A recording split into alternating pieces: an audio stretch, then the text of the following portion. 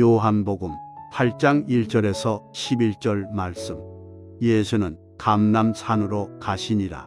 아침에 다시 성전으로 들어오시니 백성이 다 나오는지라 앉으사 그들을 가르치시더니 서기관들과 바리새인들이 운명 중에 잡힌 여자를 끌고 와서 가운데 세우고 예수께 말하되 선생이여 이 여자가 간음하다가 현장에서 잡혔나이다. 모세는 율법에 이러한 여자를 돌로 치라 명하였거니와 선생은 어떻게 말하겠나이까?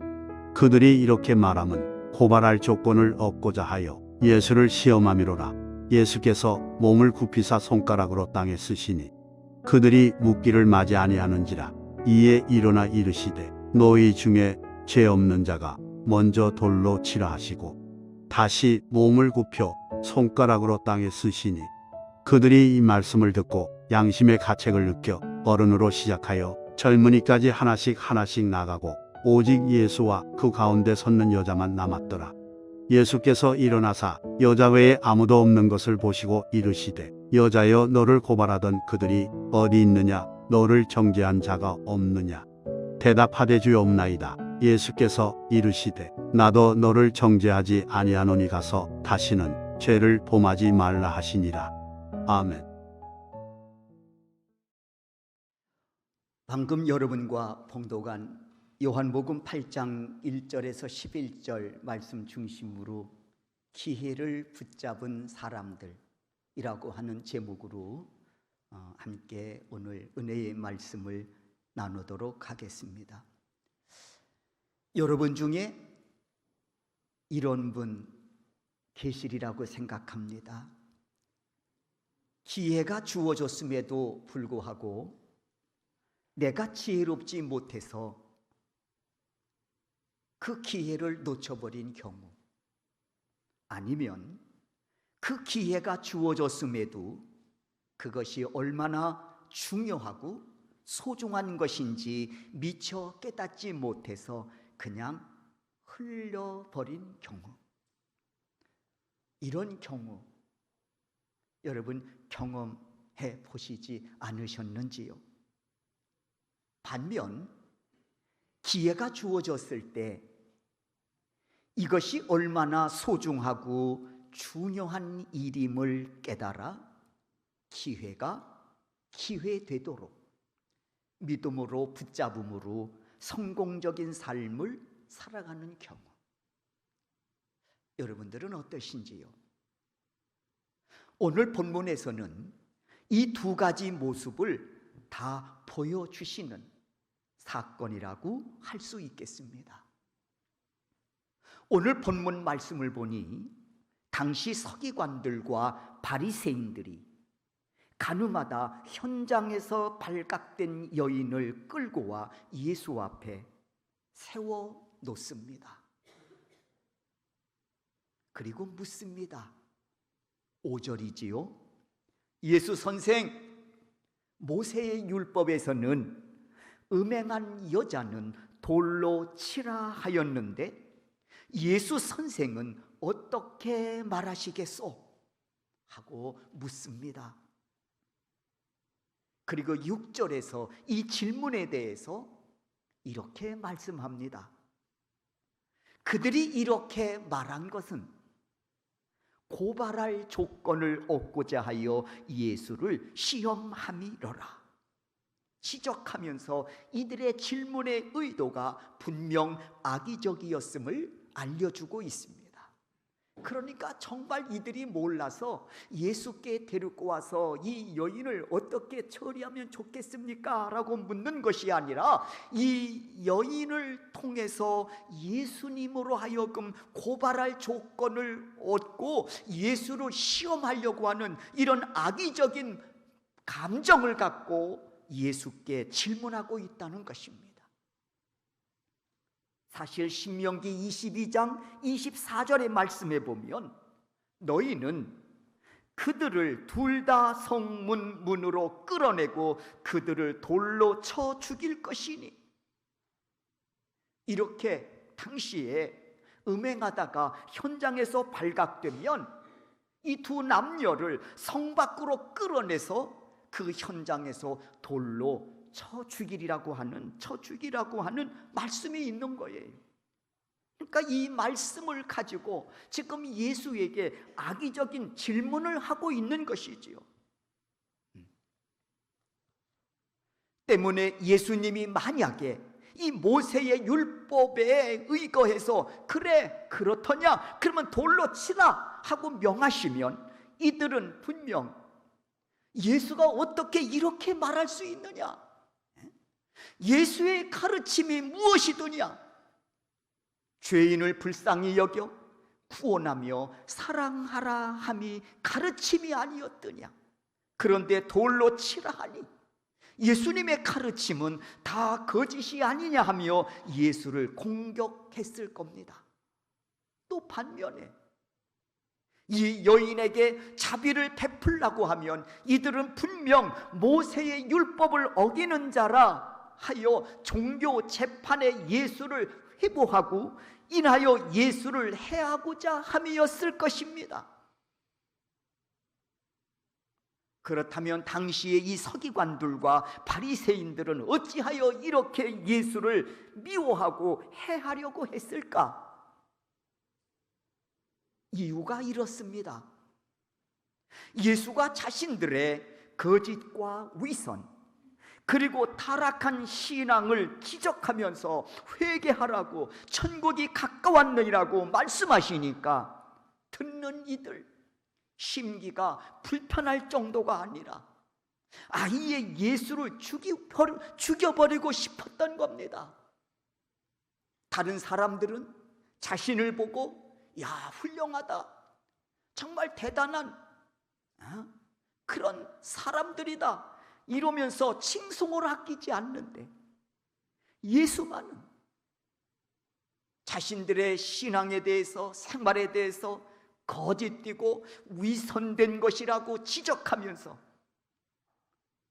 회개하고 돌아오라고 천국이 가까웠느니라고 말씀하시니 듣는 이들 심기가 불편할 정도가 아니라 아예 예수를 죽여버리고 싶었던 겁니다.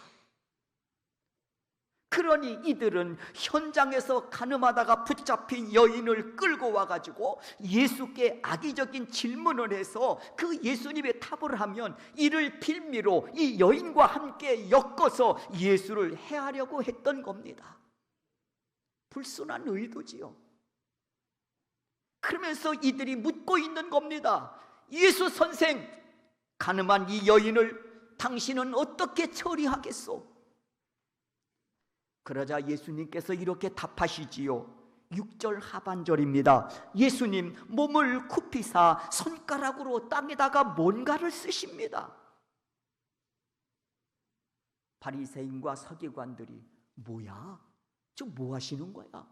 이러고는 이렇게 땅에다 쓰신 글을 이들이 보았겠지요. 그리고 이들의 반응입니다. 7절에 보면 그들이 묻기를 마지 아니하는지라, 이게 이들의 반응입니다. 예수님이 쓰신 글을 보고 이들이 이런 반응을 보이고 있는 겁니다. 그들이 묻기를 마지 아니하는도다. 무슨 말입니까?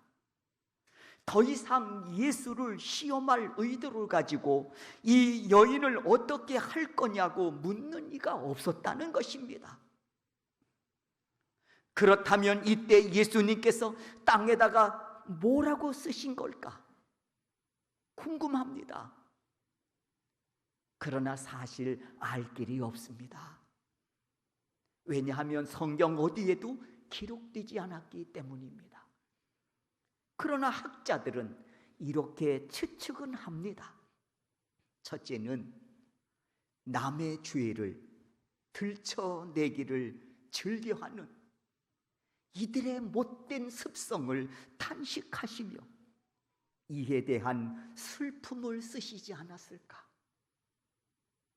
남의 죄를 들춰내기를 즐겨하는 이들의 그 못된 습성을 탄식하시면서 이에 대한 슬픔을 쓰시지 않았을까?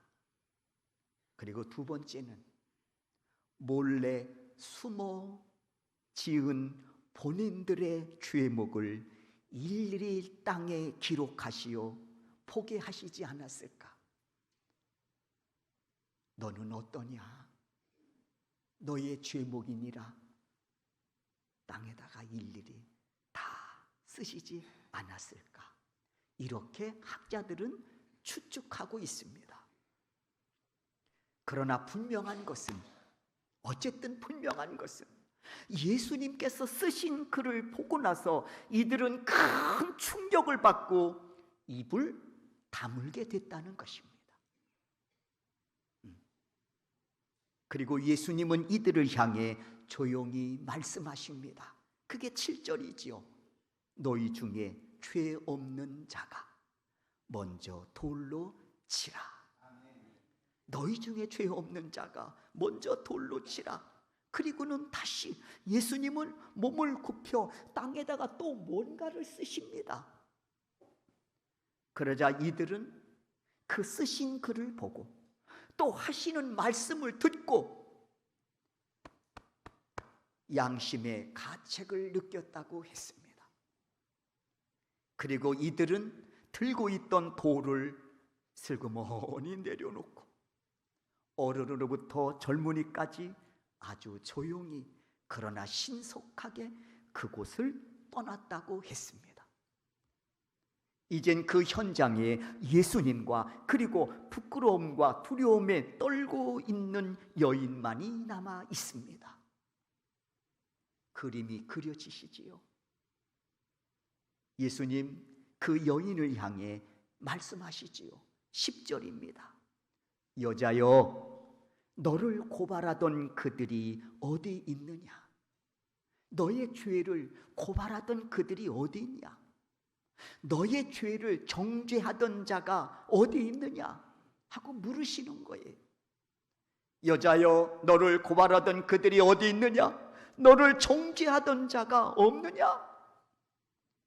여자가 떨리는 목소리로 답합니다. 주여, 없나이다. 다 돌아갔나이다. 예수님 다시 그 여인을 향해 말씀하십니다. 11절입니다. 다 같이 한번 이 말씀을 한번 읽도록 하겠습니다. 읽습니다. 대답하여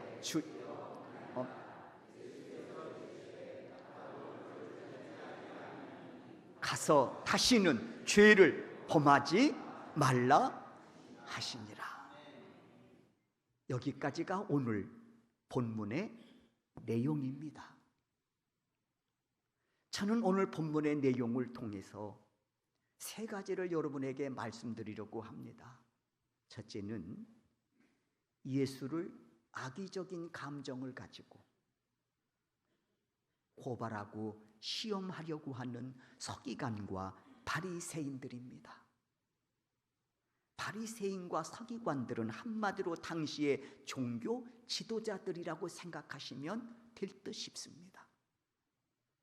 당시 서기관들의 임무는 뭐냐? 율법 학자들입니다. 하나님의 말씀을 해석하고 연구하는 사람들이라는 거예요. 그리고는 이 하나님의 말씀을 실제 생활에 적용할 수 있도록 지도하는 사람들입니다. 이게 서기관들이에요.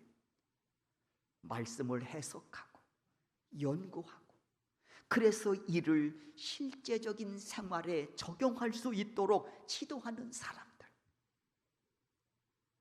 바리새인이란 뜻은 뭐냐? 그러면 이 바리새인이란 사람들은 뜻은 분리된 사람. 뭐와 분리된 사람이냐? 이런 의미가 있는 거예요. 우리는 죄와 분리된 사람들이다. 그런 뜻을 지닌 그런 이름이에요. 분리된 사람이라고 하는 뜻으로 거룩함이라고 하는 상징적 의미를 지니고 사는 자들로서 이들은요, 매주일마다 금식 기도와 그리고 자신의 재산의 일부를 항상 구제하는 그런 삶을 살아가는 사람들입니다. 그리고 항상 그 말씀이 율법이 요구하는 그 사항에 대해서 철저하게 지키며 사는 사람들입니다. 지금도 이들 후예들은 지금도 그렇게 살아가요. 성지순례 할 때 애굽에서 광야를 거쳐서 이스라엘로 이제 이렇게 들어가게 됐는데 가이드가 재촉하는 거예요. 빨리 이스라엘로 들어가야 된다고. 아직도 해가 중천에 떠 있는데 이유는 금요일 오후 3시가 되면 거리가 한산합니다. 가게 문도 거의 닫아요. 아무리 관광객이 뭐 있다고 해도 오후 3시 기점이 되면 가게 문 닫고 그리고 거리에 사람들이 없습니다.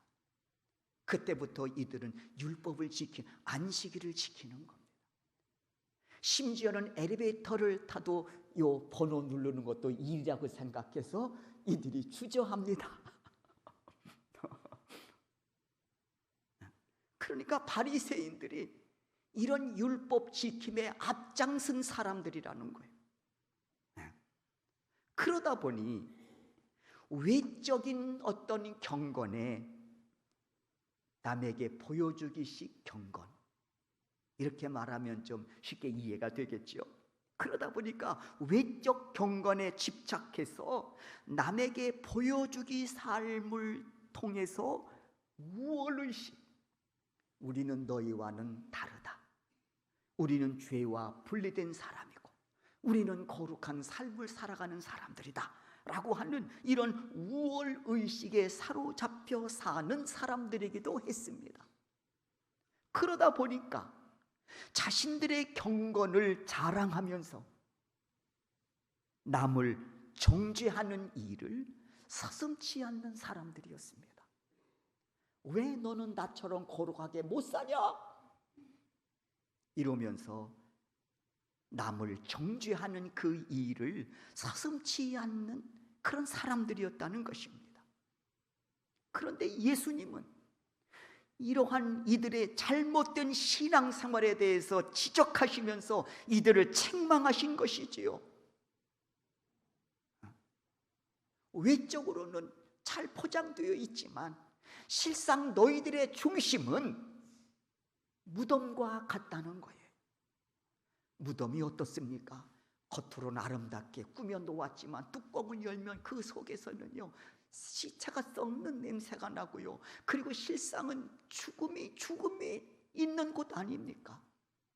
외적으로 너희들이 그렇게 포장한지는 모르지만 내가 너희들의 중심을 들여다보면 시체 썩는 냄새가 나고, 너희들의 중심을 들여다보면 너희들의 신앙은 다 죽은 신앙이라는 거예요. 그러니까 듣기 싫다는 거지. 미워 죽겠는 거예요. 어떻게 하면 저 인간 죽여버릴 수 있을까?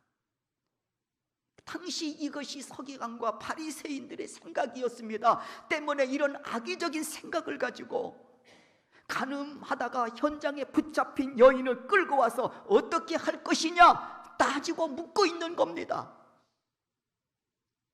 어떻게 대답을 하든 꼬투리를 잡아 예수를 고발하고 예수를 해하고자 하는 그런 악의적인 의도를 갖고 지금 묻고 있다는 것이죠.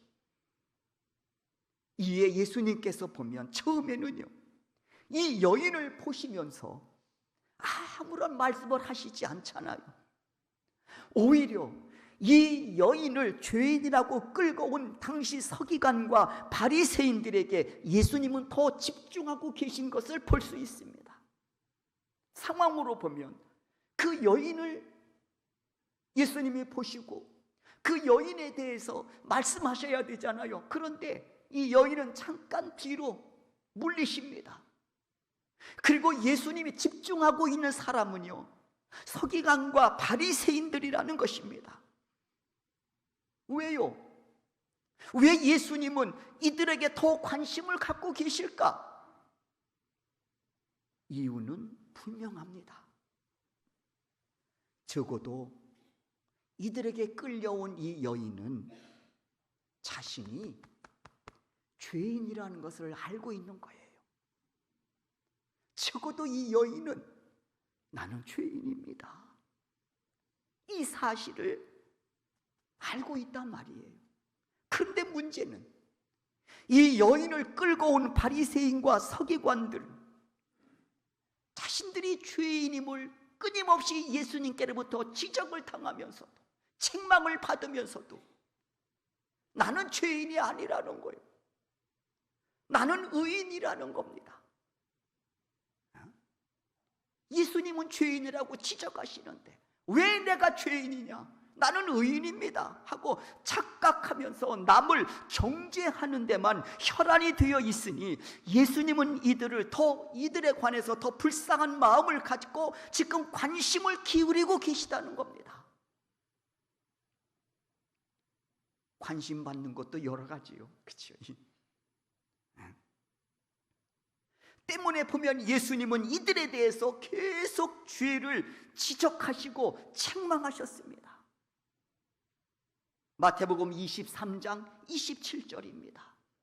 우리 다 같이 한번 이 말씀을 읽도록 하겠습니다. 읽습니다. 화 있을진저 외식하는 서기관들과 바리새인들이여, 회칠한 무덤 같으니 겉으로는 아름답게 보이나 그 안에는 죽은 사람의 뼈와 모든 더러운 것이 가득하도다. 좀 이렇게 말씀하시면 자신들을 좀 돌아보면 좋잖아요. 마냥 불편하다는 거지. 심기가 불편한 거죠. 우리는 의인인데 왜 죄인이라는 거 하냐. 그러니까 이들은 자신들의 죄를 깨닫지 못하고 간음하다가 발각된 여인을 끌고 와서 이 죄인을 어떻게 하실 거냐고 격분하며 따져 묻고 있는 거예요.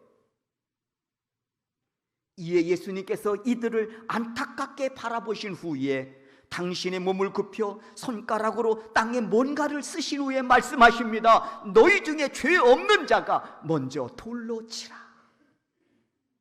그리고 예수님은 다시 땅에 또 뭔가를 또 쓰십니다. 이들이 그때서 양심의 가책을 느끼는 거죠. 여러분, 왜 예수님께서 이런 행동을 보이셨을까요? 생각해 보셨습니까? 왜 예수님께서 이런 행동을 이 바리새인과 서기관들에게 보이셨을까? 이유는 분명합니다. 예수님은 이들에게 회개의 기회를 주어 자신들의 죄를 먼저 뉘우치고 돌아오기를 소원하고 계셨기 때문이었습니다. 기회를 주시는 것은, 자꾸 죄를 지적하는 것은 너희들의 죄를 인정하고 회개하고 돌아와라 하는 이 기회를 끊임없이 예수님은 주고 계시다는 겁니다. 그런데 정작 이들은 양심의 가책을 느끼긴 했습니다만 회개의 길을 선택한 것이 아니라 예수를 떠나는 길을 선택한 거예요. 불편하다고 하면서 떠나는 길을 선택한 거예요.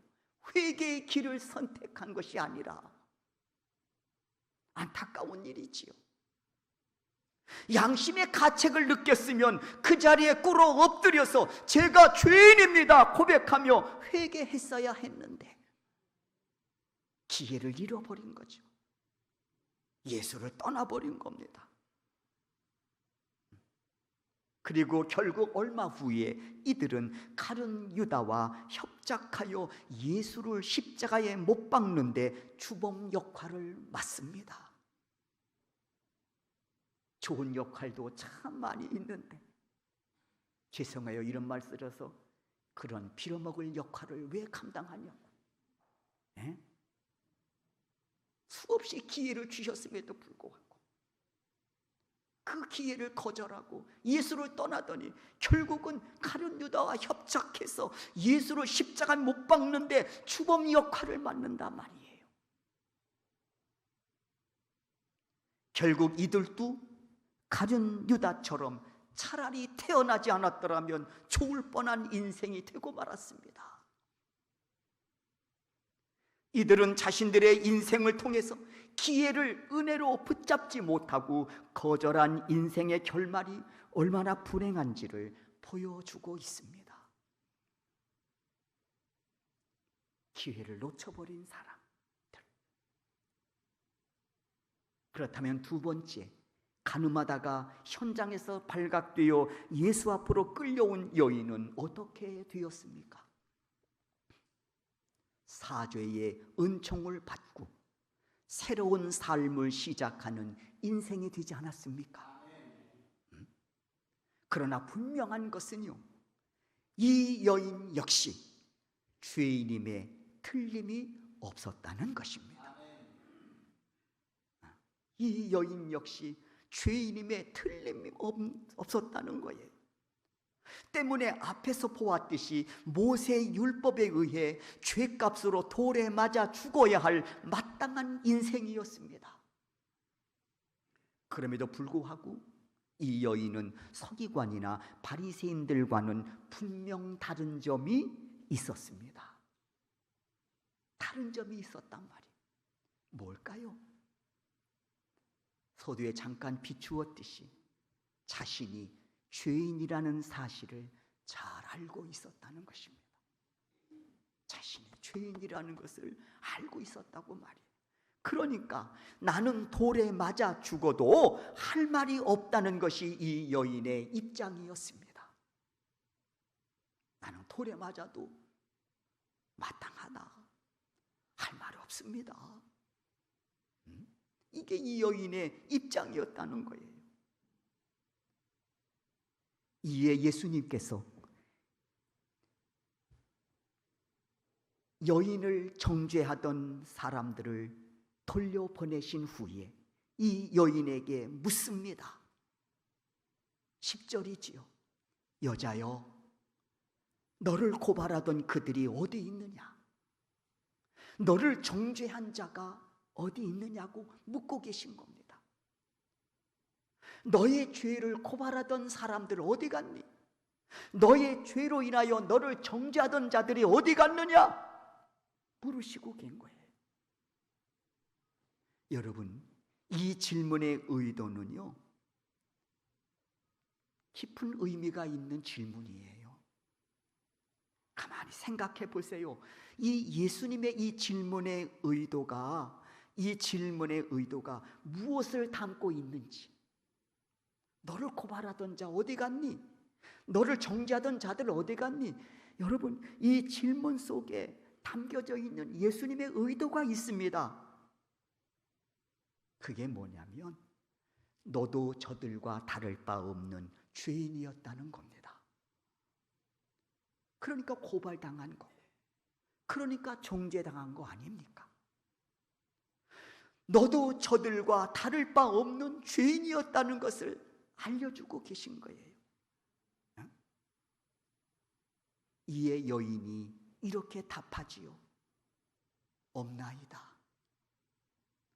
다 돌아갔다는 이야기죠. 여러분, 이 대답은 자신의 죄를 인정하는 자만이 할 수 있는 대답입니다. 왜냐하면 없나이다라는 말은 자신이 지은 죄를 정죄하며 돌로 심판하려던 자들이 다 돌아갔다라고 하는 말이기 때문에 그렇습니다. 이 답변을 들으신 예수님, 이제 이 여인을 향해서 말씀합니다. 11절이지요. 나도 너를 정죄하지 아니하노니. 그래, 맞아. 네가 생각하는 것처럼 너는 죄인이야. 그런데 나도 너를 정죄하지 아니하노니 가서 다시는 죄를 범하지 말라 하시니라. 죄를 인정하는 자만이 받을 수 있는 은혜의 말씀이지요. 그렇습니다. 예수님은 자신이 죄인임을 인정하고 겸허히 죄의 심판을 기다리고 있는 이 여인을 불쌍히 여겨 사죄의 은총을 선포하고 계신 겁니다. 나도 너를 정죄하지 아니하노니 가서 다시는 죄를 범하지 말라. 사죄의 은총을 받는 순간입니다. 인하여 여인은 이 사죄의 은총을 통해서 죄로 인해 죽을 수밖에 없는 인생에서 이제는 새로운 삶이 시작되는 복을 받게 된 것입니다. 그렇다면 우리 역시 예수 그리스도를 나의 구원자로 영접하기 전엔 어떤 존재였을까? 우리 역시 예수 그리스도를 나의 구세주로 영접하기 전에는 어떤 존재였을까? 에레미야 17장 9절입니다. 만물보다 거짓되고 심히 부패한 것은 마음이라. 예수 그리스도를 구원자로 영접하기 전에 인간의 모습을 말씀하고 있는 거예요. 만물보다 거짓된 것이 인간의 마음이랍니다. 만물보다 심히 부패한 것이 인간의 마음이라는 거예요. 인간의 마음은 마치 회칠한 무덤처럼 겉으로는 그럴듯하게 포장했지만 막상 뚜껑을 열고 그 마음속을 들여다보면 거기는 시체 썩는 냄새가 고약하게 나는 심히 부패한 마음, 그게 인간의 실존이라는 것이지요. 그러니 예수 없는 인생, 소망 없이 살아갈 수밖에 없는 존재임을 말씀하고 있는 거예요. 로마서 8장 10절과 11절에서도 이렇게 말씀하십니다. 기록된 바 의인은 없나니 하나도 없으며 이를 깨닫는 자도 없고 하나님을 찾는 자도 없고 마치 서기관과 바리새인들처럼 금식기도 하면 그것이 나를 거룩하게 하는 것으로 조건으로 삼은 것. 내가 조금 남을 불쌍히 여겨 남을 구제하면 그것이 나로 하여금 거룩하게 할 것이라고 생각하는 그 서기관과 바리새인들을 생각하지 않을 수 없는 것이지요. 그럼에도 우리가 소망 중에 거함은 이런 우리의 인생을 향해서, 이런 인생을 향해서 만물보다 거짓되고 심히 부패한 마음을 가지고 살아가는 우리의 인생의 여정 속에 예수님이 찾아오셨다는 것이죠. 그리고 예수님께서 십자가에 달려 우리의 모든 죄값을 치르시고 사죄의 은총을 우리에게 선포하고 계시다는 것입니다. 마치 여인에게 사죄의 은총을 선포하셨듯이 말입니다. 인하여 로마서 5장 8절에서 말씀합니다. 우리가 아직 죄인 되었을 때에 그리스도께서 우리를 위하여 십자가에 달려 죽으심으로 하나님께서 우리에 대한 자기의 사랑을 확증하셨느니라. 어디서 우리를 향한 사랑을 확증하셨다고요? 십자가입니다. 예수님은 십자가에 달려 죽으심으로 우리의 죄값을 치르심으로 사랑을 확증하셨다고 말씀합니다. 이로써 이를 믿는 자들에게 죄 사함의 은혜를 선포하고 계신 것이죠. 그리고 예수님 말씀하십니다. 에베소서 5장 8절입니다. 너희가 전에는 어둠이었더니 너희가 나를 구원자로 영접하기 전에는 어둠 속에 살았지만 이제는 주 안에서 빛이라. 빛의 자녀들처럼 행하라. 사랑하는 성도 여러분, 오늘 본문에 나온 여인에게만 사죄의 은총을 부어주시고 새로운 삶으로 인도하신 것만이 아닙니다. 오늘 우리에게도 예수님께서 지신 십자가를 통해 죄사함의 은혜와 더불어 새로운 삶, 의에 이르는 삶, 영생의 삶을 약속하시고 그 길을 향해 달려가게 하시는 하나님의 은혜가 오늘도 우리와 함께하고 계신 줄로 믿습니다. 그래서 예수님 에베소서 5장 8절을 통해서 말씀하십니다. 이제는 주 안에서 빛이라. 빛의 자녀들처럼 행하라. 사랑하는 성도 여러분, 명심하시기를 바랍니다. 우리 역시 사조의 은총을 받아 하나님의 거룩한 자녀로 오늘을 살아가는 믿음의 사람들입니다. 이제 하나님이 세워주신 삶의 자리에서 빛의 자녀로서의 정체성을 가지고 어둠을 밝히며 주어진 그 삶의 자리에서 하나님의 거룩한 영광을 올려드리우는 복된 인생으로 오늘을 살아가며 내일을 준비하는 우리 소명교회 성도 여러분들이 되실 수 있기를 주의 이름으로 축원합니다.